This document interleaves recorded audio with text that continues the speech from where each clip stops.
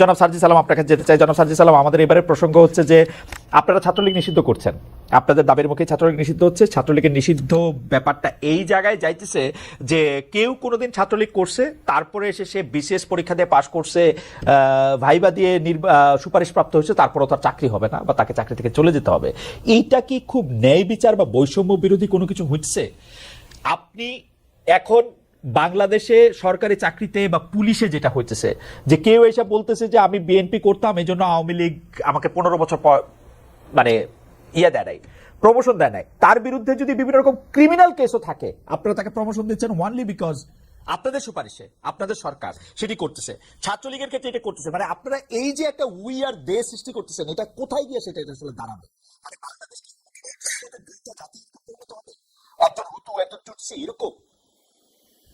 ভাই, আপনাকে হচ্ছে যদি একদম স্পষ্ট করে বলি, আপনি এই দেশে থেকেছেন, দেশের বিভিন্ন সিস্টেম দেখেছেন, আপনি দেখেছেন আমলাতন্ত্র কিভাবে কাজ করে, রাজনীতি কিভাবে কাজ করে। মানে প্রথম কথা হচ্ছে, আপনিও যখন একদম সাধারণ সকল মানুষের মতো বলেন আপনারা, তখন এটা আসলে আমাদেরকে আবার ভাবায় যে ও আচ্ছা, আমরা আসলে কারা? আমরা কি এই মুহূর্তে আসলে আমলাতন্ত্রের কোনো বড় আমলা, নাকি আমরা কোনো মন্ত্রী, না কোনো উপদেষ্টা, না প্রধান উপদেষ্টা? তো এই জায়গা থেকে যদি আপনি এই জায়গা থেকেও বলেন যে আমাদের 3জন প্রতিনিধি সরকারে রয়েছে, সেই জায়গা থেকেও হচ্ছে যে এই সরকারের প্রতিনিধি কিন্তু 20-এর অধিক আসলে সদস্য রয়েছে, সকলে মিলে কাজ করছে প্রথমত। দ্বিতীয়ত, আপনি খুব ভালো করেই জানবেন যে এই জায়গাটিতে আসলে একজন উপদেষ্টা যতটা না এই জায়গাটাতে ইনভলভ হয়, এই জায়গার প্রত্যেকটি জিনিস তার স্বচক্ষে দেখে কাজ করার ওই সুযোগটি রয়েছে, আমলাতন্ত্রে যে মানুষগুলো রয়েছে তাদের কাছে স্টেপ বাই স্টেপ এই যে জিনিসগুলো ডিসিশন মেকিং এ তাদের ওই প্রভাবটি বেশি থাকে। আবার এই বাংলাদেশে আপনি হঠাৎ করে এটা চিন্তাই করতে পারবেন না যে এত বড় একটি অভ্যুত্থান হয়েছে আর অভ্যুত্থানের পরে সবকিছু ঠিক হয়ে গিয়েছে এবং এখানে রাজনৈতিক যে দলগুলো রয়েছে তাদের এই জায়গাটিতে কোনো প্রভাব নেই। আপনি নিজেই বললেন যে যারা হচ্ছে বিএনপি জামায়াতের এতদিন ধরে তাদের জায়গায় প্রমোশন পায়নি বা অন্যায় করেছে, ওই জায়গা থেকে প্রমোশনটি হয়, তারা এসে বলছে তারা বঞ্চিত, তাদের সাথে বৈষম্য হয়েছে, তাদের এই প্রমোশনটি চাই। তো তারা এসে প্রথম কোন পরিচয়টা ব্যবহার করছে? রাজনৈতিক পরিচয়টা কিন্তু ব্যবহার করছে। সো আলটিমেটলি সবকিছু যে এই যে যারা ওই সরকারে রয়েছে কিংবা 3জন রয়েছে আমাদের প্রতিনিধি, তারাই ঠিক করে দিচ্ছে, ব্যাপারটি এরকম নয়। দ্বিতীয়ত, যে জিনিসটি আপনি বলেছেন, এইখানে আমি আপনার সাথে একটি জিনিস একদম স্পষ্ট আমার একটি মতামত ব্যক্ত করতে চাই। ছাত্রলীগ নিষিদ্ধ হওয়ার পূর্বের কথা যদি বলি, ওই টাইমে পুরো সময়টিতে যে ছাত্রলীগ বিগত 16 বছর ধরে একটা আলাদা রকম তাদের নৈরাজ্য চালিয়েছে, সেই টাইমে আওয়ামী লীগ যখন ক্ষমতায় ছিল, তখন যদি তারা এটি বলতো যে কেউ একজন বিএনপি করে বা জামাত করে বলেই তাকে কোনো একটি পদে, পুলিশের পদে হোক, বিসিএস এর যে কোনো একটি জায়গায় হোক, তাকে নিয়োগ দেওয়া যাবে না, তার গেজেট বের হবে না, প্রকাশিত হবে না, এটি আমার জায়গা থেকে আমি কখনোই সমর্থন করি না, যদি না তার বিরুদ্ধে কোনো এরকম ফৌজদারি মামলা কিংবা অন্যায় অপরাধ এসবের কোনো তদন্ত সাপেক্ষে অভিযোগ এবং প্রমাণ থাকে। একইভাবে আমি আমার জায়গা থেকে মনে করি যে এই ছাত্রলীগ নিষিদ্ধ হওয়ার পূর্বের যে সময়টি ছিল, এই সময় বিগত 16 বছরে যারা ছাত্রলীগের বিভিন্ন জায়গায় কর্মী ছিল কিংবা পোস্টেড ছিল, তাদের মধ্যে কেউ যদি কোনো জায়গায় ক্ষমতার অপব্যবহার করে, অন্যায় করে, বিভিন্ন দলের কারো উপরে অত্যাচার করে, কিংবা তাদের জায়গা থেকে এই যে বিভিন্ন রকম অপশাসন দুঃশাসনের সরাসরি মাঠ পর্যায়ে সহযোগী হয়, কিংবা ওই যে রাজপথের লাঠিয়াল হিসেবে, হেলমেট বাহিনী হিসেবে ব্যবহার না হয়, যাদের এই ক্লিন ইমেজটি রয়েছে, এই অভিযোগগুলো যাদের বিরুদ্ধে নেই, তারা যদি তাদের মেধার ভিত্তিতে আসলে ওই বিভিন্ন পরীক্ষাগুলো উত্তীর্ণ হয়ে এসআই হোক কিংবা সিভিল সার্ভিস হোক কোন একটি জায়গায় যায়, তাদের ওই নিয়োগটি থাকা উচিত। তবে একটি জিনিস স্পষ্ট করে এখানে আপনাকে, এটি খুবই গুরুত্বপূর্ণ, আমি যখন আমার জায়গা থেকে দেখলাম 252 জন এসআই কে একটি নির্দিষ্ট অভিযোগের ভিত্তিতে তাদেরকে সেখান থেকে সারদা থেকে প্রত্যাহার করা হলো, তখন আমি পুলিশের একটি নির্দিষ্ট, আমরা আমাদের জায়গা থেকে কর্তৃপক্ষের সাথে কথা বলার চেষ্টা করেছি আসলে কি সবার বিরুদ্ধে এই পলিটিক্যাল অভিযোগটি রয়েছে কিনা। তাদের জায়গা থেকে এসেছে কিছু জায়গায় যেমন পলিটিক্যাল সংশ্লিষ্টতা এবং এই সংশ্লিষ্টতার পাশাপাশি ক্ষমতার অপব্যবহার বা অত্যাচারের উদাহরণ রয়েছে, পাশাপাশি এমন কিছু জিনিস রয়েছে যেগুলো হচ্ছে তার এই ক্ষমতার অপব্যবহার বা অন্যায়ের উদাহরণ নেই। কিন্তু ওই ভাইবা পরীক্ষায় 50 মার্কের যে ভাইবাটি ছিল, সেখানে তাকে 49 দেওয়া হয়েছে, 48 দেওয়া হয়েছে, এবং রিটেনের মার্কস তার অনেক কম থাকার পরও তিনি এই পরীক্ষাটিতে সামগ্রিকভাবে উত্তীর্ণ হয়েছে।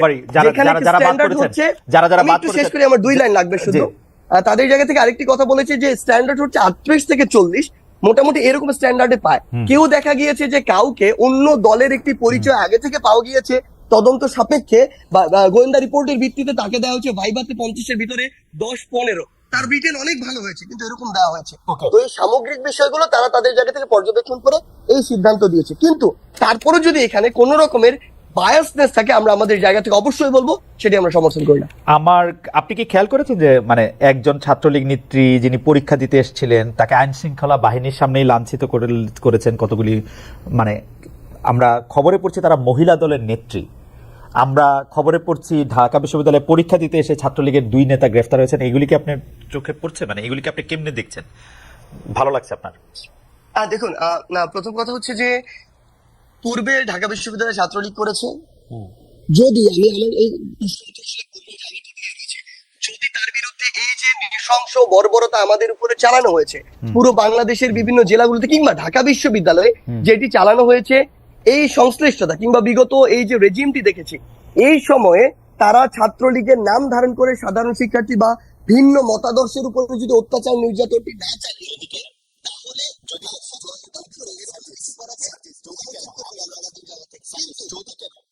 আমি দুটা ঘটনা বললাম, আপনি এই দুটো ঘটনা জানেন কিনা, এরকম নিশ্চয়ই আরো 50,000 ঘটনা আছে। আপনি যদি বলছেন কেন, যদি মানে এই দুটা ঘটনা আপনি জানেন কিনা, মানে এইটার আপনি জানেন অথবা আপনি জানেন না, এইটাই তো হবে, এটার মধ্যে যদি কেন।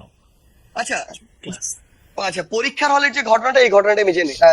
আচ্ছা, ওইটা কি ঠিক আছে? মানে এটা করা ঠিক আছে ছাত্রলীগের 2 নেতা গ্রেফতার পরীক্ষার হলে এসে? না, এটার আনসারটাই তো আমি আপনাকে বললাম যে তার বিরুদ্ধে যদি সেরকম অভিযোগ থাকে, এরকম বর্বরতা নির্যাতন নৃশংসের সাথে যুক্ত হওয়ার যদি তার বিরুদ্ধে এই অভিযোগটি থাকে, এটি তো আমি জানি না অভিযোগটি আছে কিনা, সেটি খতিয়ে দেখার সুযোগটি আসলে আমার হয়নি। যদি থাকে তাহলে তাকে গ্রেফতার করতে পারে যে কোনো জায়গা থেকে, যদি না থাকে তাহলে যে কোনো জায়গা থেকে, ইভেন বাড়ি থেকে নিয়ে যেতে পারবে। আমি তো জানি না যে আছে কিনা, আপনার কাছে আমি আপনাকে ডিসিশন দিতে পারি। আচ্ছা, আপনি জানেন না আছে কিনা। আমার তো ধারণা যে ছাত্রলীগের যে 2 নেতার কথা বলা হচ্ছে তাদেরকে আপনি চেনেন, থাকলে নিশ্চয়ই আপনি বলতেন, আমার ধারণা।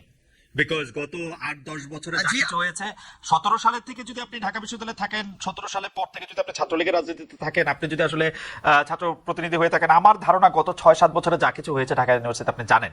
আমার একটা ধারণা ছিল সার্জিস, যে যেই 2 নেতা গ্রেফতার হয়েছে সেই 2 নেতা আপনার পরামর্শে, উপদেশে বা কথাতেই গ্রেফতার হয়েছে, এটা আমার একটা ধারণা ছিল যে এই 2 নেতা দুষ্ট, এদেরকে গ্রেফতার করেন। প্রথম কথা হচ্ছে, আপনাকে একটা জিনিস একদম নিশ্চয়তা দিয়ে বলতে চাই, এই মুহূর্তে বাংলাদেশের আসলে ছাত্রলীগের পোস্ট না পাওয়া সবচেয়ে বড় ছাত্রলীগের সাবেক নেতা মনে হয় সার্জিস আলম। কারণ আপনি আমার পুরো এই বিশ্ববিদ্যালয়ের মানে যদি জার্নিটা দেখেন, কোথাও আমার কোনো বলি কিন্তু না, সবচেয়ে বড় আর আপনি তো গুরুত্বপূর্ণ লোক, না কখনো আপনি তো রংপুরে আইজিপির সাথে ঘুরে বেড়ান আপনি তো গুরুত্বপূর্ণ লোক, আইজিপি আবার ফোনই ধরেন না, আপনার সাথে ঘুরে বেড়ান রংপুরে। না কখনোই না, এটা আপনি এভাবে কখনোই বলতে পারেন না। কোন দিক থেকে? সেটি হচ্ছে আমি সেখানে সার্জিস আলম বৈষম্যবিরোধী ছাত্র আন্দোলনের সমন্বয়ক হিসেবে যাইনি, আমি জুলাই শহীদ স্মৃতি ফাউন্ডেশনের সেক্রেটারি হিসেবে গিয়েছি, কারণ তারা সেই জায়গায় শহীদ পরিবার এবং আহতদেরকে ফান্ড দেওয়ার যে প্রোগ্রামটি, সেই প্রোগ্রামে গিয়েছে। তারা সেখানে আমার শহীদ বীর ভাই তারা আবু সাইদের বাসায় গিয়েছে, এর বাইরে তারা কিন্তু আরো একাধিক প্রোগ্রাম করেছে, তার কোনোটিতেই কিন্তু আমি যাইনি। তো আপনি এটি কখনো বলতে পারবেন না যে আমি আইজিপির সাথে ঘুরে বেড়াই, ক্লিয়ার কথা।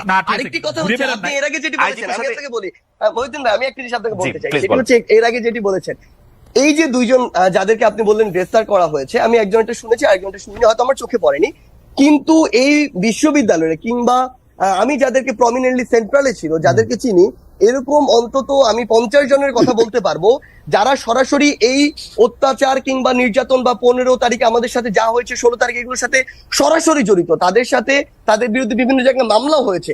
তো যদি আমার জায়গা থেকে আমি সরাসরি এরকম বাই নেমে বলতাম, হয়তো তাদেরটা আগে আসতো, কারণ আমাদের চোখের সামনে এটি করা হয়েছে। হ্যাঁ, তাদের বিরুদ্ধে মামলা হয়েছে, পুলিশ প্রশাসন তাদের তদন্ত সাপেক্ষে তাদেরকে গ্রেফতার করবে, ব্যবস্থা নিবে। আমি কেন ব্যক্তিগতভাবে বলতে চাই?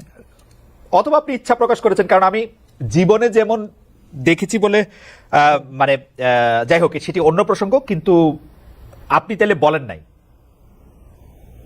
ব্যাপারটা তো এরকমই, তাদের 2 জনের গ্রেফতার। আপনার আসলে ঠিক আছে, আমি এইটাই বুঝতে লাগছে। মহিউদ্দিন ভাই, আপনাকে এখানে একটা ছোট আর্গুমেন্ট দিয়ে দেখেন, আপনি যে এটা রিলেট করতে পারবেন। আর্গুমেন্টটা আমাকে শুধুমাত্র ধরেন, না আর্গুমেন্ট একটু ছোট্ট জাস্ট ইনসাইট, সেটা হচ্ছে যে মনে করেন আমাকে শুধু পোস্টটা দেয় না, এই কারণে যদি আমার রাগ খুব এরকম হয় যে আমি তাদেরকে ধরিয়ে দিব, তাহলে যাদের উপরে ভিন্ন রাজনৈতিক মতাদর্শের কারণে এরকম অত্যাচার হয়েছে, নির্যাতন হয়েছে, হামলা হয়েছে, মামলা হয়েছে, আমাদের আসিফ তাদের জেল খেটেছে, তাদের কি পরিমাণ ক্ষোভ থাকার কথা? অবশ্যই আছে তো, তাহলে তাদের না আপনি যদি দেখেন আপনার পাশে একজন আপনার কোনো সহকর্মী বা অন্য কোনো মানুষ এমন কোনো কাজ করছে যেটি আপনার দলকে ক্ষতিগ্রস্ত করবে, সর্বোপরি আপনাকে ক্ষতিগ্রস্ত করবে, আপনার উপরে মানুষের আস্থা নষ্ট হয়ে যাবে, বিশ্বাস নষ্ট হবে, কারণ মানুষ জানে আপনি বিএনপির কর্মী, অন্য একটা লোক, আপনার অন্য কোনো সহকর্মী এমন একটা কাজ করবে যেই কাজে মানুষের আস্থা আপনার উপর নষ্ট হবে, আপনি কি সেটি করতে দিতে পারেন? সেটি কি করতে দেওয়া উচিত হবে? সেটি কি কারো করতে, না, উচিত হবে না। যদি সেটি হয়, তাহলে কেন আমাদের এত লক্ষ লক্ষ নেতাকর্মী এই অত্যাচার নির্যাতনের শিকার হলো? কেন আমাদের হাজারো নেতাকর্মী খুনের শিকার হলো? তাহলে তাদের আত্মদান্ত কি বৃথা যাবে না আজ? আমরা যদি এইসব অ্যালাউ করি কাউকে, যে যাতে দলের ক্ষতি হবে, তাহলে কেন আমরা অ্যালাউ করব? কাজেই সহকর্মীবৃন্দ, বাংলাদেশের সবচাইতে বড় দলের সদস্য হিসাবে আপনার দায়িত্ব যেমন গণতন্ত্রের ভিত্তিকে শক্তিশালী করা, আপনার অবস্থান থেকে সেই কাজে অবদান রাখা, একইভাবে বাংলাদেশের সবচাইতে বড় রাজনৈতিক দলের সদস্য হিসাবে আপনার দায়িত্ব হচ্ছে নিজেকে এবং অন্যকে অবশ্যই এমন কাজ থেকে বাইরে রাখা যাতে করে দলের সুনাম নষ্ট না হয়। সহকর্মীবৃন্দ, এটি আপনাদের সকলকে নজর রাখতে হবে। এই দায়িত্ব আজকে আমি, এই পবিত্র দায়িত্ব আপনাদের এখানে উপস্থিত প্রত্যেকটি সহকর্মীকে আজকে এটা দিয়ে যাই, দায়িত্ব দিয়ে এখান থেকে যেতে চাই। এই দায়িত্ব আপনার, আমাদের সকলের, আপনার আমার আমাদের সকলের এই দায়িত্ব। দলের সুনামকে যে কোনো মূল্যে আমাদেরকে দলের সুনামকে ধরে রাখতে হবে। যারা সুনাম নষ্ট করে তাদেরকে কোনো রকম প্রশ্রয় দেওয়া যাবে না।